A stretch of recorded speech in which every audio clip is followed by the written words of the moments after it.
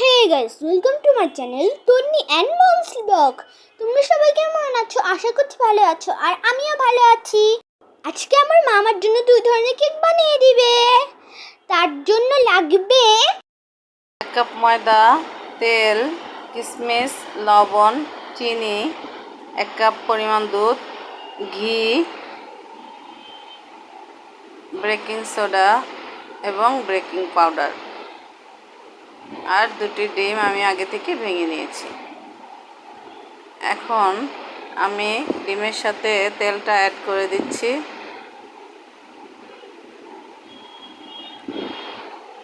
তারপরে আমি ডিমটা আস্তে আস্তে ফেটিয়ে নিব।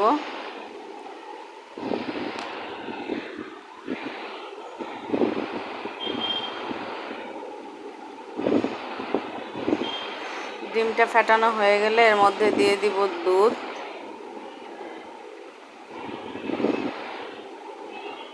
এবং অল্প পরিমাণে চিনিটা আমি আস্তে আস্তে করে অল্প অল্প করে দিব। এরপর এর সাথে অ্যাড করে দিব অল্প একটু লবণ এবং সবগুলো উপকরণ একসাথে ভালো করে মিশিয়ে নিব। আমি আরেকটু পরিমাণ চিনি দিয়ে দিলাম। আপনারা আপনাদের স্বাদ মতো চিনিটা অ্যাড করতে পারেন।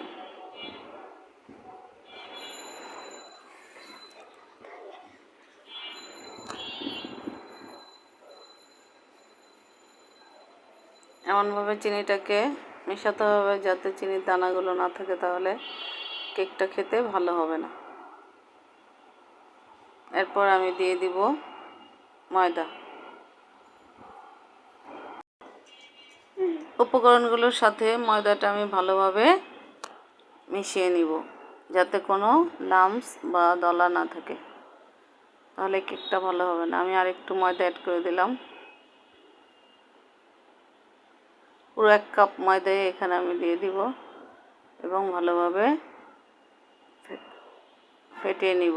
আমার একটু ভুল হয়ে গিয়েছিল, আমি বেকিং সোডা আর বেকিং পাউডারটা দিতে ভুলে গেছি, এখন দিয়ে দিলাম, কোনো সমস্যা নেই। এটা ভালোভাবে মিক্স করে নিলেই হবে। এখন আমি সবগুলো উপকরণের সাথে এগুলো মিক্স করব এবং একটু ঘি দিয়ে দিচ্ছি।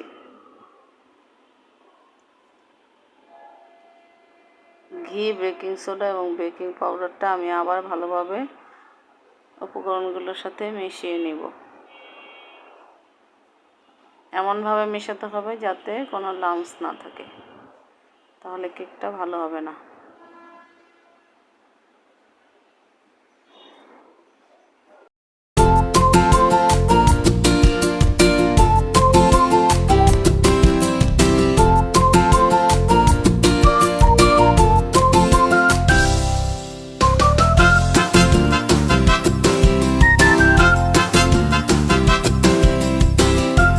এখন আমার কেকের ব্যাটারটা পুরোপুরি রেডি। আমি এখন এটা একপাশে সরিয়ে নিব এবং কাপগুলোতে তেল ব্রাশ করে নিব। ব্রাশটা কাছে ছিল না, তাই আমি হাত দিয়েই তেলটা ব্রাশ করে নিব। সবগুলো কাপে আমি আস্তে আস্তে তেলটা ব্রাশ করে নিব। ভালোভাবে তেল ব্রাশ করলে কেকটা এমনিতেই উঠে যাবে, নাহলে কেকটা তলায় লেগে যেতে পারে।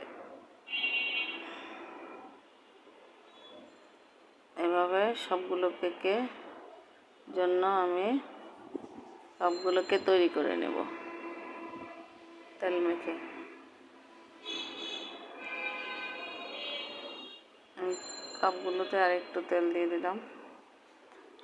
এরপরে প্রত্যেকটা কাপে আমি ব্যাটারটা দিয়ে দিব, হাফ কাপ করে দিব, কারণ কেকটা যখন হয়ে আসবে তখন ফুলে যাবে। বেশি যদি পুরোটা দিয়ে দিই তাহলে কেকের ব্যাটারটা নিচে পড়ে যাবে, এটা ফুলে ডবল হয়ে যাবে, তাই অল্প করে দিব, নাহলে নিচে পড়ে যেতে পারে। এভাবে সবগুলো কাপে আমি ব্যাটারগুলো ঢেলে নেব। সবগুলো কাপে আমার ব্যাটার ঢালা শেষ। আরেকটি কেকের জন্য অন্য একটি পাত্রে আমি তেল ব্রাশ করে নিলাম।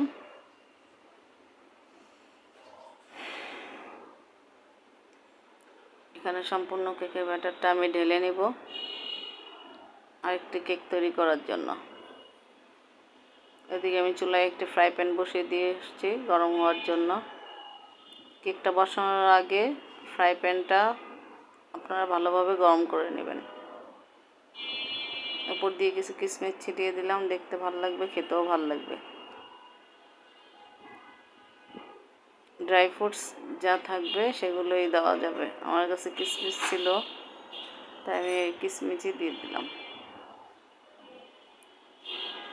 সবগুলো কাপের উপর কিশমিশ ছিটিয়ে দিব।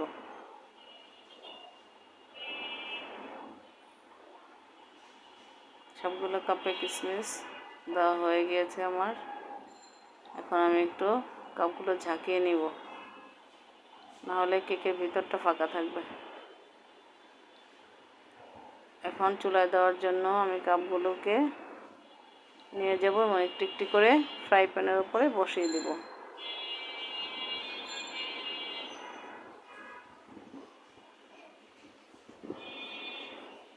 আমার সবগুলো কাপ ফ্রাই প্যানের উপর দেওয়া শেষ।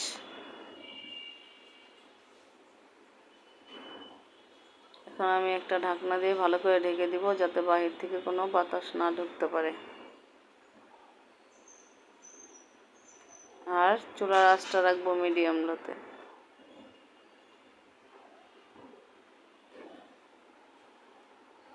এরপরে আমি 5 মিনিট পর দেখবো আমার কেকটা কি অবস্থায় আছে। এখন কেকটা আমি ঠান্ডা হতে দিব। ঠান্ডা হওয়ার পরে আমি আরেকটা কেক এই ফাঁকে বসিয়ে দিব চুলায়, এবং চুলার আঁচটা রাখবো মিডিয়ামে। 5 মিনিট এভাবে রেখে পরে লো করে দেখবো একদম। 10 মিনিট পরে আমি আসছি এবং দেখি কেকটা কি অবস্থা হয়েছে।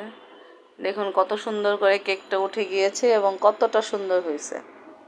এভাবে আমি প্রতিটা কেক এভাবে খুলে নিব। ছুরি দিয়ে একটু 4-5টা ঘুরিয়ে নিলে কেকটা আলগা হয়ে যাবে এবং তুলতে সুবিধা হয়। এভাবে সবগুলো কেক আমি তুলে নিলাম। দেখুন কতটা সুন্দর হয়েছে, আমার কেকগুলো অনেক সুন্দর হয়েছে এবং কতটা সফট হয়েছে। এভাবে আমি সবগুলো কেক তুলে নিলাম এবং একসাথে করে আপনাদের একটু দেখিয়ে দিচ্ছি। দেখুন কতটা সুন্দর হয়েছে। একটা কেক আমি কেটে দেখাবো যে ভিতরটা কতটা সফট হয়েছে।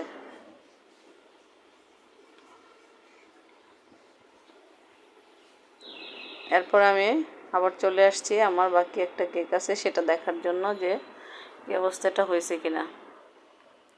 এটা টুথপিক দিয়ে আমি দেখে নিব, যদি কাঠির গায়ে ব্যাটারটা লাগে তাহলে কেকটা হয়ে গেছে।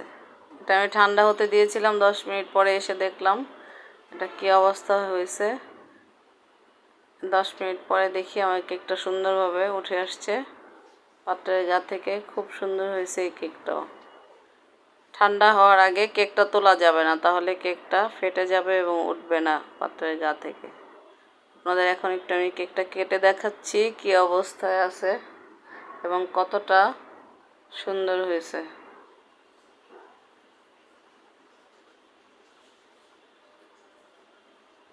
দেখুন কেকটা কত সুন্দর এবং সফট হয়েছে। এভাবেই অনেক অল্প সময়ে এবং অল্প কিছু উপকরণ দিয়ে সুন্দর একটি কেক বাসায় আপনারা সুন্দর করে বানিয়ে নেবেন।